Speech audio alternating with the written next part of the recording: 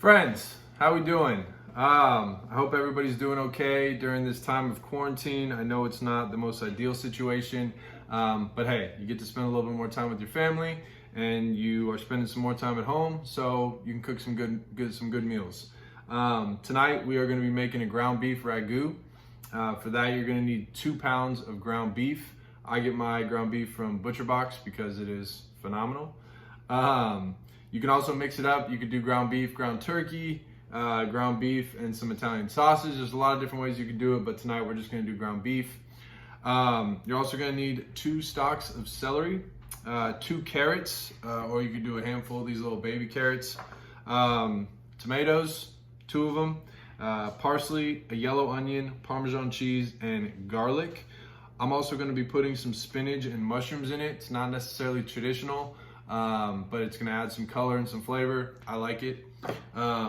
Tomato puree, some chopped tomatoes, old red wine, whatever you got lying around. And if you're one of those folks like myself that typically finishes the bottle, go ahead and open a new one. Of course, you're gonna need the pasta.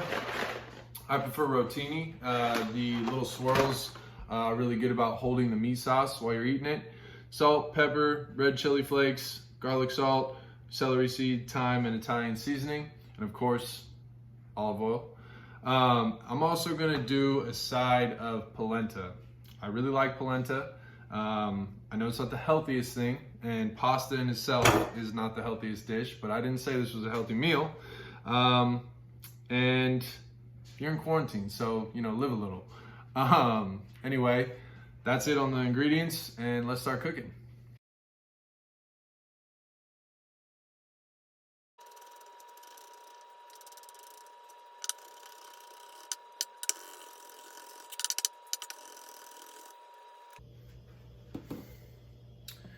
Now, when you're chopping up the celery and the carrots, you want to mince them really, really small. You don't want to be seeing these in the pasta. It's more of a flavor and texture thing. So, cut them, chop them down, and then just run through them several times over, getting them as minced as you possibly can.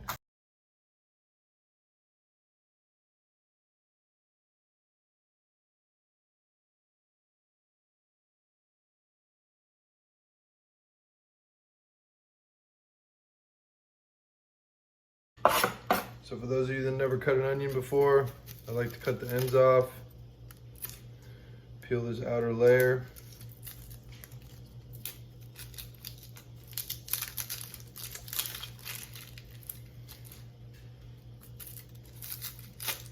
And then what you want to do is you want to leave the edge here. So go down, but don't cut all the way through. This will hold the onion together.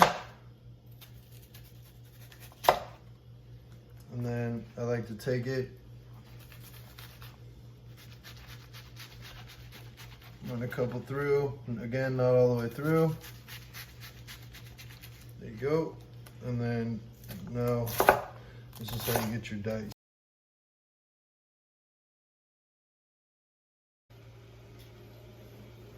All right.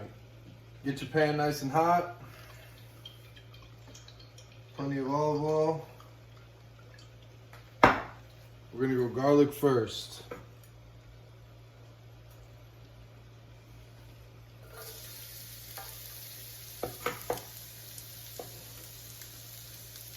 Now, a little trick with garlic, you don't want to burn your garlic. So as soon as it starts to brown, you got just a couple more seconds before it starts to burn. When it does start to brown, I like to add white wine. In this scenario, since we're going to be doing red wine in the recipe, I'm just going to hit it with a splash of red wine. And I kid you not, it'll stop it from burning instantly. So we're going to do that.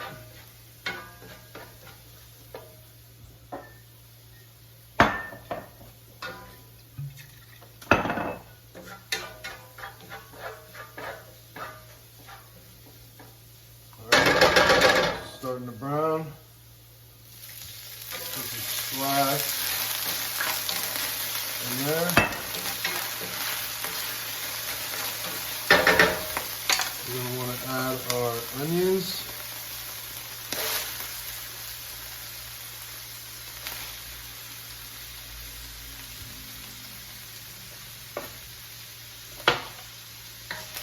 Let that cook down a little bit.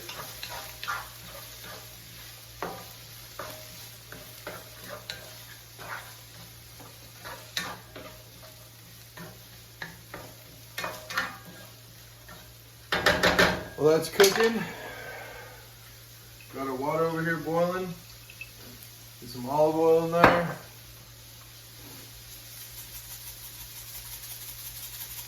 Always want to salt your pasta water.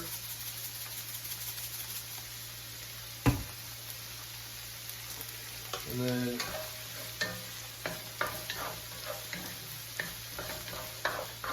cooking is all about timing, so I'm not going to put the pasta in yet.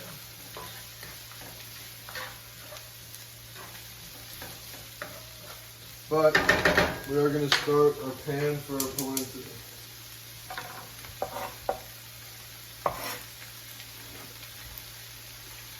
We're going to take our polenta,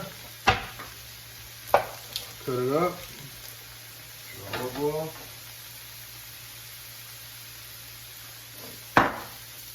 And then with our diced polenta, or not diced, disked.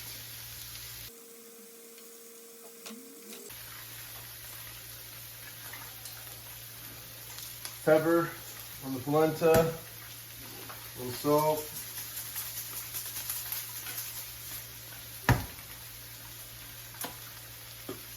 Red chili flake.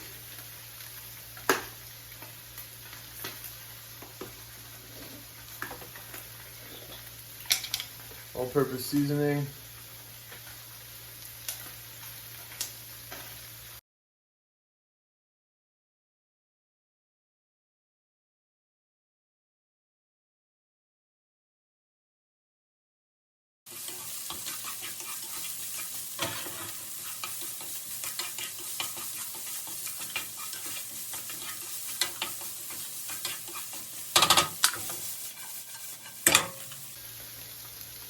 Once this is cooked down a little bit, go ahead and add your beef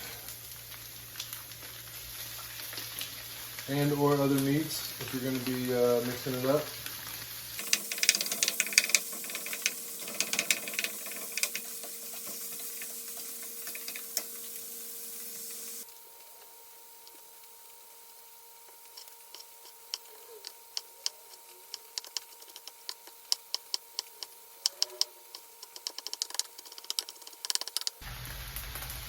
All right, let's get our tomatoes in.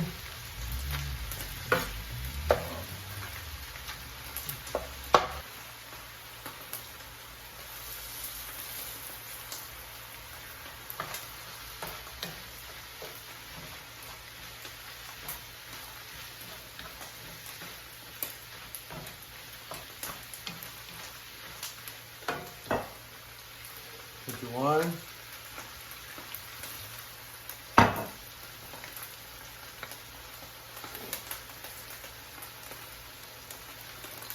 At this point, go ahead and do your pasta.